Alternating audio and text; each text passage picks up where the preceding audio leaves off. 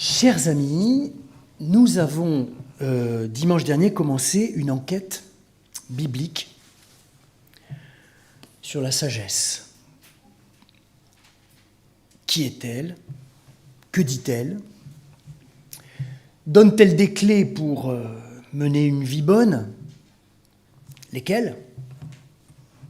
Et nous avons parcouru le livre des Proverbes. Nous avait permis de découvrir les deux pieds de la sagesse. L'expérience humaine, c'est d'elle que l'on tire finalement profit. Une expérience éclairée par la parole de Dieu, évidemment. Et puis, la dimension universelle de la sagesse. Au-delà de l'expérience, caractère immuable, permanent.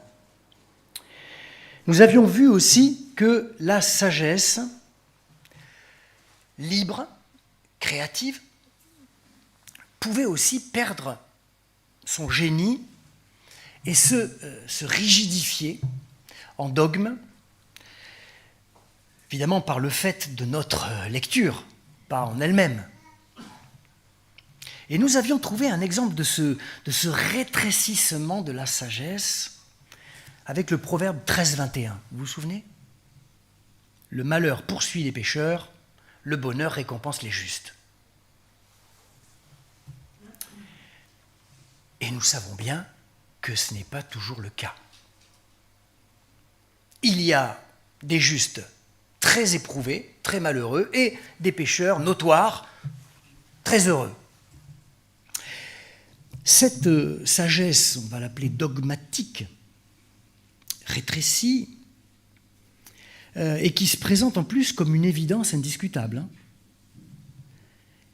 C'est exactement ce que le livre de Job va contester. Le livre de Job est un manifeste, on pourrait dire un plaidoyer, contre les idées toutes faites qui expliquent le monde, Dieu, la vie bonne ou la vie mauvaise, et en général avec des petites phrases toutes faites.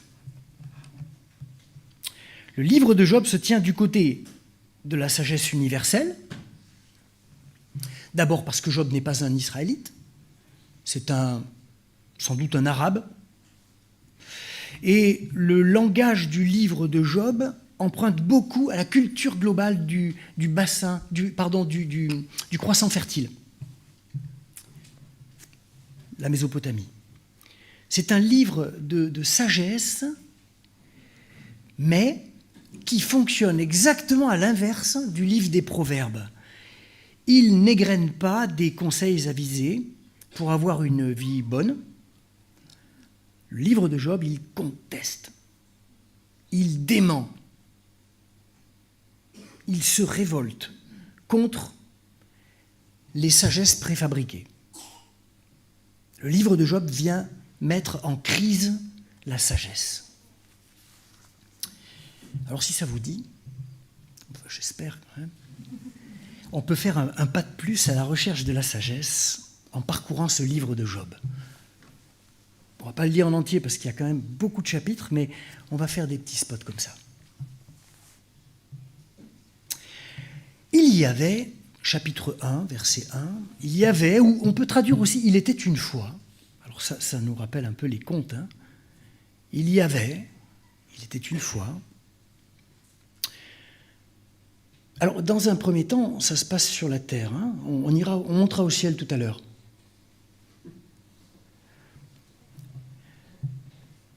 Il était une fois, au pays d'Ouz, un homme nommé Job. Job était irréprochable, droit, fidèle à Dieu, et il évitait le mal. Il était père de 7 fils et 3 filles. Il possédait 7000 moutons, 3000 chameaux, 500 paires de bœufs, 500 ânesses, ainsi que de très nombreux serviteurs. Cet homme était le plus grand de tous les orientaux. À tour de rôle, ses fils se rendaient les uns chez les autres pour faire un bon repas, on dirait la fête aujourd'hui. Ils invitaient alors leurs 3 sœurs à manger et à boire avec eux.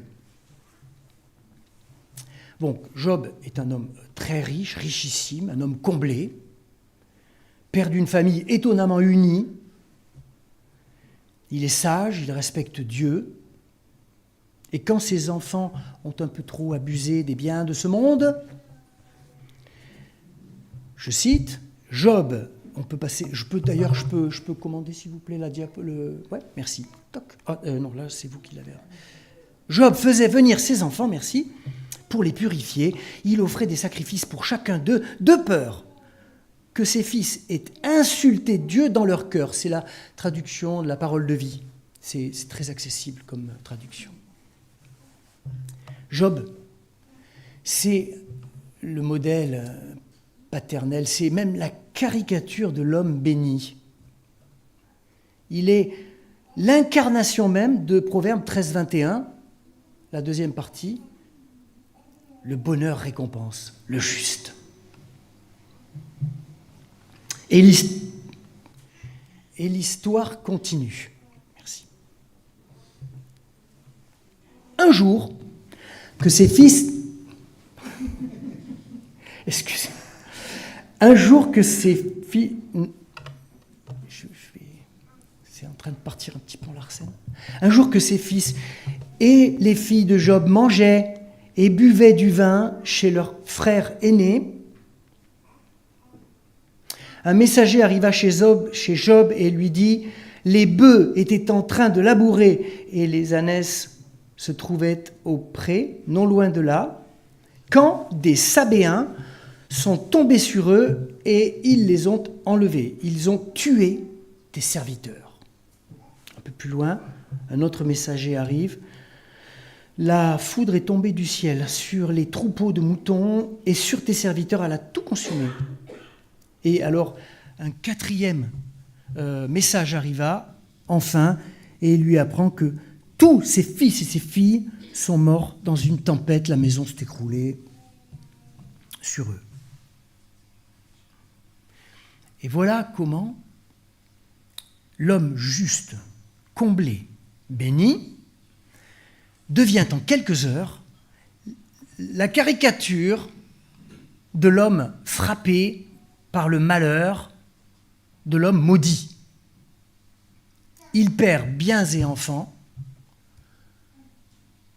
On est passé du comble du bonheur au comble du malheur. Et comment réagit Job à cette avalanche de catastrophes? Alors Job s'est levé. En signe de deuil, il a déchiré son vêtement et s'est rasé la tête. Et puis, il s'est mis à genoux, le front contre le sol. Il a dit « Je suis sorti tout nu du ventre de ma mère, je retournerai tout nu dans le ventre de la terre. Le Seigneur a donné, le Seigneur a repris, il faut remercier le Seigneur. » Dans tous ses malheurs, Job n'a commis aucune faute, il n'a fait aucun reproche à Dieu. Traduction parole de vie. On commence à percevoir l'enjeu de cette histoire. Est-ce que Job va craquer ou va-t-il tenir bon? S'il craque, s'il adresse à Dieu des reproches, ça veut dire qu'il y a bien un lien entre la justice personnelle et la récompense, la bénédiction. Si Job craque et maudit Dieu à cause de ses malheurs, ce sera bien la preuve qu'il n'était pas si juste que ça et qu'il a bien mérité ce qui lui arrive. Continuons la lecture. Au chapitre 2, Job est frappé d'une grave maladie de peau, depuis les pieds jusqu'à la tête. Job s'est installé au milieu des ordures et il a pris un morceau de poterie cassé pour se gratter. Et sa femme lui a dit « Tu continues à te conduire parfaitement, tu ferais mieux de maudire Dieu et de mourir ensuite. » Mais Job lui a répondu « Tu parles comme une folle, nous acceptons le bonheur comme un don de Dieu, alors pourquoi refuser le malheur ? Dans ce nouveau malheur, Job n'a dit aucune parole qui offense Dieu. Job dit non. Il dit non à la théologie de la rétribution. Il dit non à la théologie de la prospérité. Cette théologie qu'on trouve dans toutes les religions du monde, y compris dans le protestantisme français et mondial, toutes les religions du monde, qui enseignent ceci, que si tu veux être béni, sois juste, sois bon et donne sans compter à la collecte, parce que c'est finalement là, c'est là qu'on voit vraiment la justice du cœur, hein, la collecte.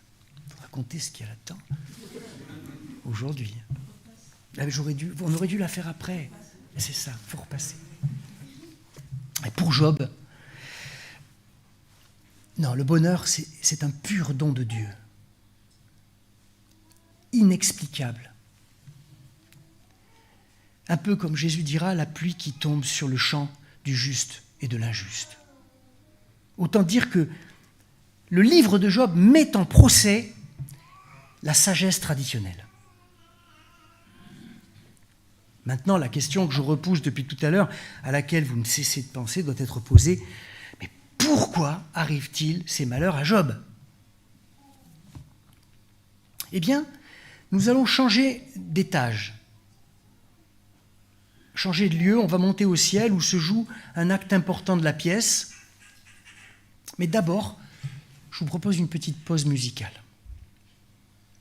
Faisons silence.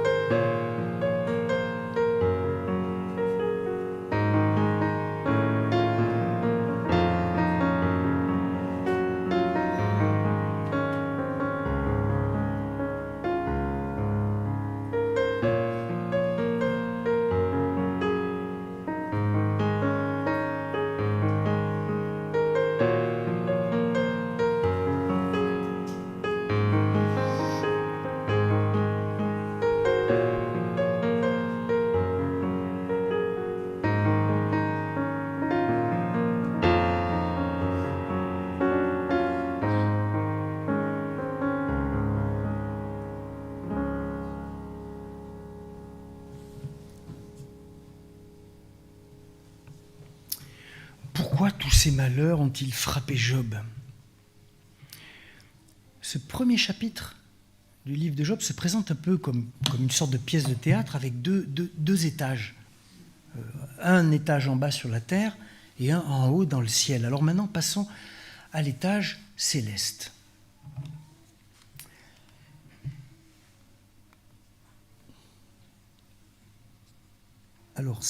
Alors, il me manque un texte, je vais vous le lire. Un jour, donc on est toujours dans le genre un peu du conte, un jour, était une fois, Dieu qui est une sorte de roi, réunit sa cour, et voici, il y a une sorte de procureur général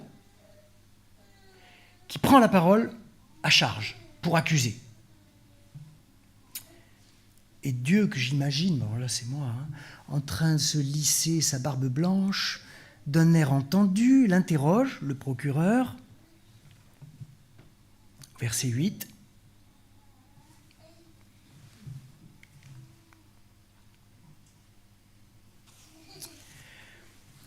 En parcourant la terre, tu as sûrement remarqué mon serviteur Job. Personne ne lui ressemble sur la terre, c'est un homme droit. On n'a rien à lui reprocher. Il me respecte et il évite le mal. Et j'imagine la cour céleste opinant du chef. Et l'accusateur ne dément pas frontalement cette affirmation de Dieu. Non, il insinue. Vous savez, Dieu a-t-il réellement dit? Ça vous rappelle rien, ça? Ah, il insinue. Si Job te respecte, à ton avis, est-ce sans raison? Mais touche un peu à ce qu'il possède, il te maudira en face, j'en suis sûr. Et Dieu répond, chiche. Et l'accusateur dit, chiche. Un peu plus tard, avec la déferlante de malheur qui est tombée sur Job, l'accusateur se retrouve à nouveau devant Dieu, même mise en scène qu'au chapitre 1, au mot près. Devant la solidité de Job, face à l'épreuve, l'accusateur est un peu énervé, un peu agacé, piqué au vif. Il dit, c'est normal, chacun donne pour recevoir. Tout ce qu'un homme possède, il le donne pour sauver sa vie, mais touche un peu à sa personne. Il te maudira en face, j'en suis sûr. Dieu, chiche. Et l'accusateur, chiche. Et la deuxième vague de malheur que nous avons lue s'abat sur Job qui perd la santé. Les biens dans une première vague, la santé dans une deuxième. Et on peut se demander ce qui est véritablement en jeu dans ce livre de Job. Et personnellement, je ne crois pas que c'est la question de la souffrance qui est véritablement en jeu, comme on le pense souvent. La souffrance dans ce livre n'est qu'un moyen, un levier, pour interroger Job sur sa foi. Pourquoi Job est-il croyant? Qu'est-ce que ça lui rapporte? Quand il était heureux, il bénissait Dieu. Maintenant que le malheur est là, va-t-il maudire Dieu? S'il y a de l'intérêt dans la foi de Job, ne serait-ce qu'un tout petit peu d'intérêt, alors sa foi, eh bien, elle n'est qu'un échange intéressé, un placement à intérêt, avec un taux défiant toute concurrence. La foi habillée des belles déclarations, parée des plus beaux sentiments, peut être en réalité qu'un gigantesque mensonge. D'où la question de l'accusateur. Si Job te respecte, est-ce sans raison? Job est-il croyant pour rien? Et la question ne s'adresse pas qu'à Job. Elle s'adresse à chacun de nous. Pourquoi sommes-nous croyants? Pour obtenir de Dieu quelques bénédictions?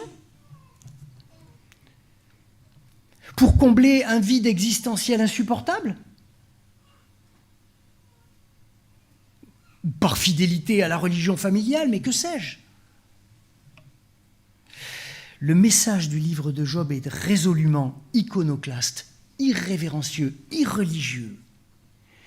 Il nous interroge de manière frontale. À quoi sert ta foi? Qu'est-ce qui est en jeu quand tu dis « je crois » ?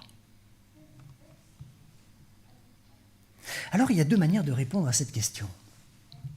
Il y a celle des amis de Job et celle de Job.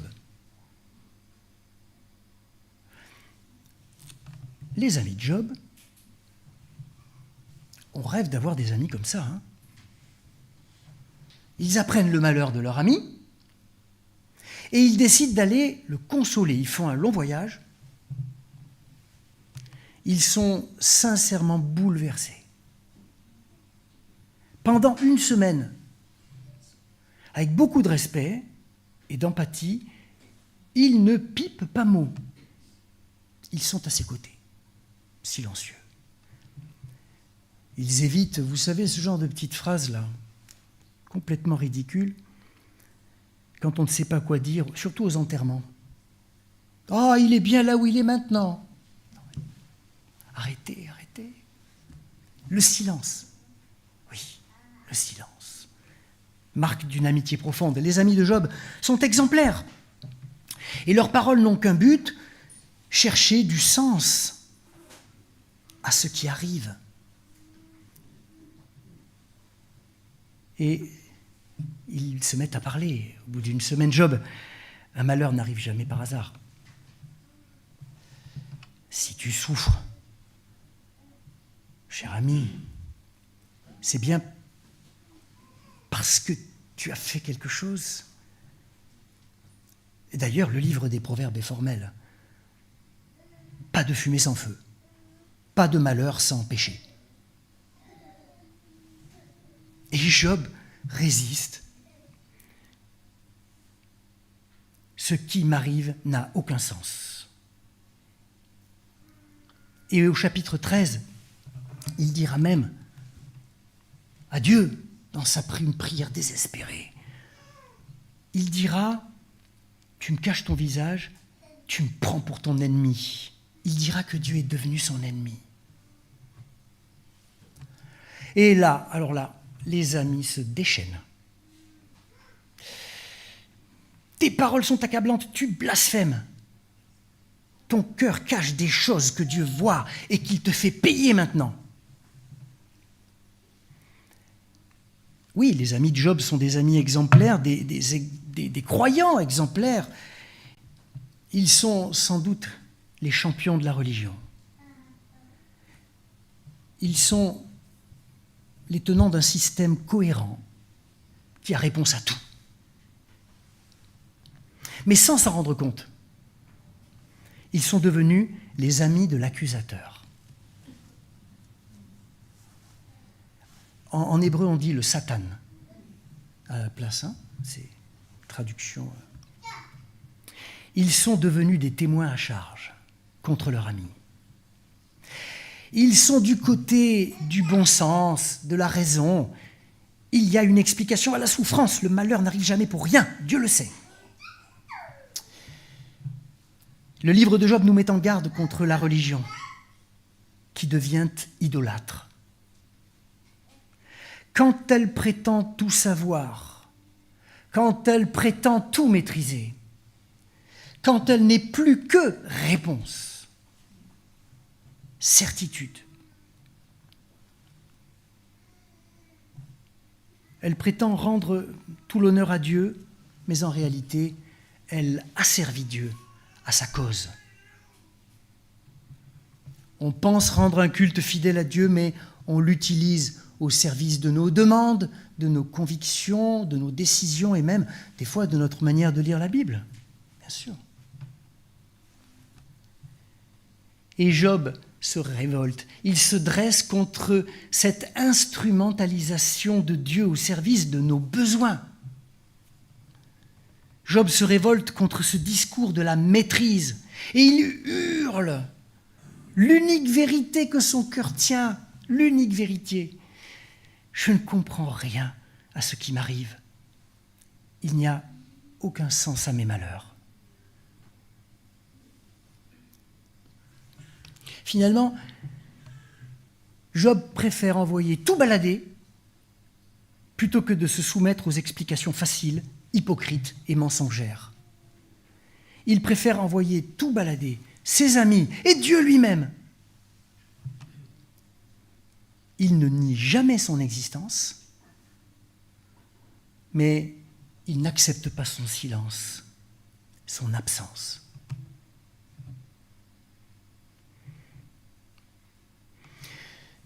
Alors qui a raison? Ses croyants exemplaires, ses amis pleins de bons conseils ou Job le révolté? Évidemment, si on devait voter, vous voteriez sans doute avec moi Job parce que le livre le dit. Mais si on n'avait pas eu la fin du livre, ce n'était pas si simple. Oui, la réponse est donnée à la fin, on la trouve dans la bouche même de Dieu,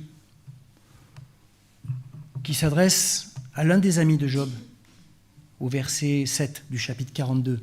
« Je brûle de colère contre toi et contre tes deux amis. En effet, vous n'avez pas dit la vérité sur moi, comme mon serviteur Job l'a fait. »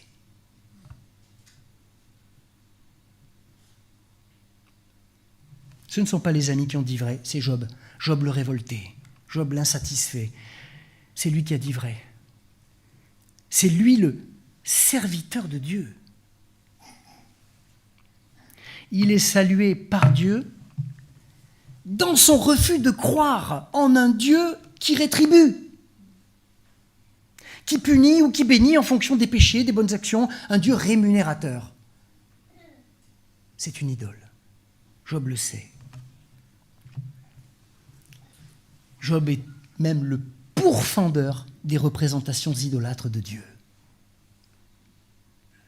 Dieu n'est vraiment Dieu que lorsque nous découvrons en lui l'absence d'utilité. C'est-à-dire, pour le dire de manière positive, la gratuité. La capacité à aimer pour rien, juste par amour. J'entendais ce matin avec Stéphane le Dieu déraisonnable. C'est devant cette image-là, celle d'un homme crucifié, meurtri, abandonné de tous, l'image par excellence de l'échec, de l'impuissance, de l'inutile, qu'un officier romain déclarera un jour: cet homme était vraiment le Fils de Dieu. Alors, à quoi ça sert la foi, l'amour? À rien. Ça ne sert à rien, mais ça peut tout changer. De façon inexplicable, déraisonnable, des vies ont été transformées. Celle de Job, la mienne, la tienne, ma sœur, mon frère. À quoi ça sert Dieu? À rien. Confessons-le. Dieu échappe à toutes les utilisations que je voudrais en faire. Dieu est tout là, sur la croix, meurtri, abandonné, hors des murailles de la ville, loin du temple. Il va jusqu'à abandonner sa puissance et sa vie pour que je puisse enfin lâcher mes prétentions à le saisir, lui, pour en faire mon idole. Et c'est là, dans ce lâcher-prise, que la mort elle-même est vaincue et que le monde peut naître à une vie nouvelle, celle du royaume promis. Oui, la sagesse prend dans ce livre des accents inattendus, scandaleux, choquants. Elle sonne comme un cri de révolte désespérée. Un cri de révolte contre toutes les sagesses bavardes qui parle à la place de Dieu pour dire finalement des contre-vérités. Et cette sagesse nous interpelle ce matin, la sagesse de Job.